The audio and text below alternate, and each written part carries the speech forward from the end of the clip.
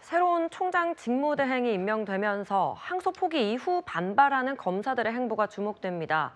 민주당에서는 검사도 일반 공무원처럼 파면할 수 있는 검사 파면법을 발의했습니다. 항명에도 파면되지 않는 검사징계법, 사실상 검사특검법인 이 검사징계법을 폐지하겠습니다. 항명 검사들은 국가공무원법에 따라 해임 또는 파면의 징계를 받도록 하겠습니다.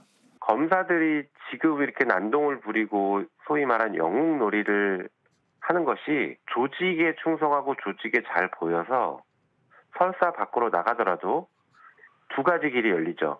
정관비리로 돈을 왕창 벌거나 정계 입문의 발판으로 삼습니다. 너무 든든한 두 가지 길이기 때문에 지금 정부에 막 대들고 된다라는 인식들을 가지고 있어요. 현재는 탄핵으로 파면되면 5년 동안 개업 제한이고요. 해임이 될 경우에는 3년 동안 개업이 제한됩니다. 그런데 판사는 해임도 없기 때문에 징계를 받아도 바로 개업을 할 수가 있어요. 그래서 그 해임 이하에 있는 징계를 받아도 개업을 1년 동안 못하게 하는.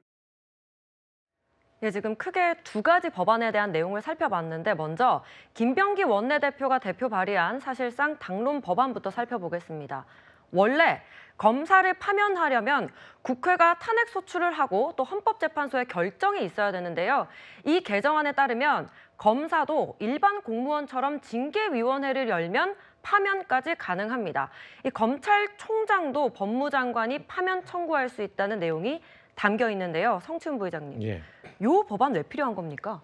일단 검사들만 이 파면을 당하지 않는, 검사도 공무원이잖아요. 근데 일반 공무원들은 파면을 당하는데 검사와 판사는 보호를 받습니다. 이게 사법부의 독립성을 위해서 일단 이분들에게 특별한 혜택을 준 건데 너무 과하다는 지적이 있었어요. 왜냐면은 이게 그 한국의 정치 역사도 연결이 되어 있는데 군부 독재 정권, 권위주의 정권 시대를 거치면서 검찰이 사실상 이 권위주의 정권의 기소 도구로 전락하면서 뭔가 견제 기능, 뭐 비판 기능 이런 것보다는 권한을 강화하는 쪽으로 좀 강화되어 왔거든요. 그렇기 때문에 이분의 신분을 너무 보장하는 쪽으로 너무 쏠려 있던 것이 있다. 그렇기 때문에 일반 공무원이기 때문에 이들도 잘못했을 때는 징계를 받고 징계의 최고 수위인 파면까지 돼야 된다라는 거는 전 충분히 필요한 법이라고 생각합니다. 다만 징계를 받았을 때 변호사 개업 금지까지 가는 것이 가능할지에 대해서는 전 따져볼 부분이 있다고 생각합니다. 왜냐하면 공무원에 대한 파면, 징계 이런 것들은 법적인 게 아니라 그 사람을 공직을 맡고 있는 자리에서 끌어내리는 게 목표거든요. 법적 처벌을 받게 하는 게 아니기 때문에 파면을 받은 사람이 법적 처벌을 사실상 받지 않은 것인데 그 사람의 이 직업 선택의 자유를 제한하는 것이 과연 온당한가, 이거에 대한 전 논란은 충분히 있을 수 있다고 보기 때문에 파면과 관련돼서는 충분히 법을 추진하되 저 변호사 개업 중지와 관련돼서는 좀 더 심도 있는 논의가 필요하지 않을까라고 생각합니다. 그 말씀하신 개업 금지 관련 법안 살펴보시죠. 이 법사위 여당 간사인 김용민 의원이 징계 수준에 따라 이 징계받은 검사의 경우에 최대 1년에서 5년 동안 변호사 개업을 막는 이런 법안을 추가로 냈습니다. 박민영 대변인님.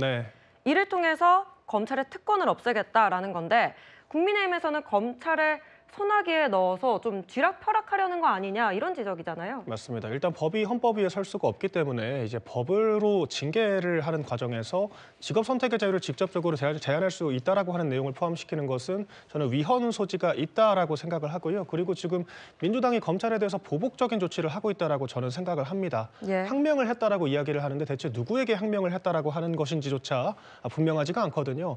법무부에서는 그런 지시를 한 적이 없다라고 한 것이기 때문에 법무부에 대한 항명은 아닐 것이고 지금 노만석 총장 대행도 검사들에 대한 징계 조치를 멈춰달라고 이야기를 하고 있지 않습니까? 그렇기 때문에 섀도우복싱을 하고 있다라고 하는 생각이 저는 기본적으로 들고요. 또 하나 민주당이 무슨 얘기를 했습니까? 비상계엄 당시에 부당한 지시에 불응했던, 항명했던 국군 장성들에 대해서, 군인들에 대해서 특진을 시키겠다라고까지 이야기를 했잖아요. 마찬가지로 대장동 항소 포기라고 하는 것이 부당한 명령이었다라고 한다면 검사들도 충분히 항명을 할 수가 있는 겁니다. 그런데 자신들이 유리한 쪽에 그 지시를 이행하지 않았다라고 하는 것은 항명으로 처벌을 하겠다, 법까지 바꾸겠다라고 하는 것이 굉장히 이율배반적이라고 생각을 하고 지금 민주당이 해야 할 것은요. 정의를 바로잡기 위한 검사들의 이런 목소리를 죽이려고 하는 것이 아니라 이 범죄, 불법 이익금을 가지고 재벌이 되게 생긴 범죄자들의 수익금을 환수하는 것이 먼저다라고 말씀을 드리겠습니다. 대장동 항소 포기를 둘러싼 여지는 당분간 계속될 전망입니다.